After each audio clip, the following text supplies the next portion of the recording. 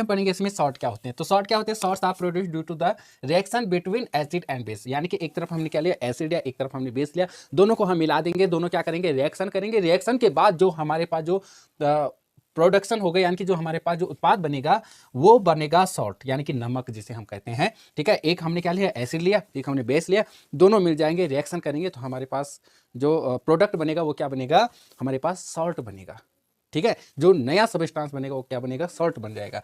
यानी कि acid and base दोनों के रिएक्शन से क्या बनता है, सॉल्ट बनता है। ठीक है, समझ गए। एक हमने क्या लिया एसिड लिया, एक हमने क्या लिया बेस लिया। एसिड आपको पता है, बेस आपको पता है कि क्या होता है, मैंने अगले जो इससे पहले जो वीडियो है उसमें आपको बताया है। तो एसिड एंड बेस मिले, दोनों मिल गए तो एक बना हमारे पास सॉल्ट, एक बनेगा हमारे पास वाटर। ठीक है, दो चीज बनेगा हमारे पास, एक सॉल्ट बनेगा एक वाटर बनेगा। समझ गए मेरी बात? ठीक है, और जब भी सॉल्ट बनते हैं, एक होता है एक एसिडिक सॉल्ट बनता है, एक बेसिक सॉल्ट बनता है। दो प्रकार यानी कि तीन प्रकार के होते हैं। एक तो न्यूट्रल सॉल्ट हो जाएगा जैसे सॉल्ट होता है, लेकिन उसके साथ यानी कि एक एसिड सॉल्ट भी बनता है, एक बेसिक सॉल्ट भी बनता है। जैसे हमने एक एसिड लिया NaOH लिया, हमने HCl लिया। समझ गए मेरी बात? NaOH क्या है, हमारा बेस है। NaOH क्या है, ये क्या है, बेस है। एंड HCl क्या है, हमारा ये एसिड है। ये दोनों मिले तो हमारे पास क्या बना, यहाँ पे सॉल्ट बना NaCl, जिसे हम NaCl कहते हैं, सॉल्ट कहते हैं। ठीक है, जिसे हम खाते हैं, घर में डेली यूज करते हैं। और एक H2 यानी कि वाटर बना, एक सॉल्ट बनेगा एक वाटर बनेगा, किससे, एसिड एंड बेस से। दो प्रकार के सॉल्ट कैसे बनते हैं, एसिडिक सॉल्ट, बेसिक सॉल्ट। कैसे होता है, मान लीजिए हमारे पास क्या है, एक स्ट्रॉन्ग बेस है, स्ट्रॉन्ग बेस है।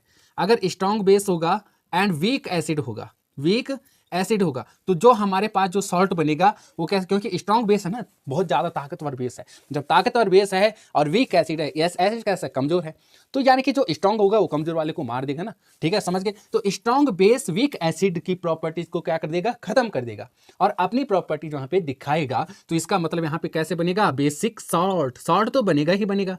ठीक है, और क्या बनेगा यहाँ पे, वाटर बनेगा। समझ गए मेरी बात? एक क्या बनेगा, सॉल्ट बनेगा, एक क्या बनेगा, वाटर बनेगा। दूसरा हमारा क्या है, अगर हमने क्या लिया, स्ट्रॉन्ग एसिड लिया, स्ट्रॉन्ग एसिड लिया और यहाँ पे वीक बेस है, वीक बेस है, तो स्ट्रॉन्ग क्या करता है, वीक वाले को मार देता है, यानी कि उसकी प्रॉपर्टीज को क्या कर देता है, खत्म कर देता है, नष्ट कर देता है। यहाँ पे एसिड क्या है, स्ट्रॉन्ग है, जो बेस की प्रॉपर्टीज को खत्म करेगा और अपनी प्रॉपर्टीज वहां पे दिखाएगा, यानी कि शो करेगा। तो इसका मतलब यहाँ पे हमारे पास जो नमक बनेगा, जो सॉल्ट बनेगा, कैसे बनेगा, एसिडिक सॉल्ट बनेगा। कैसे बनेगा, एसिडिक सॉल्ट बनेगा।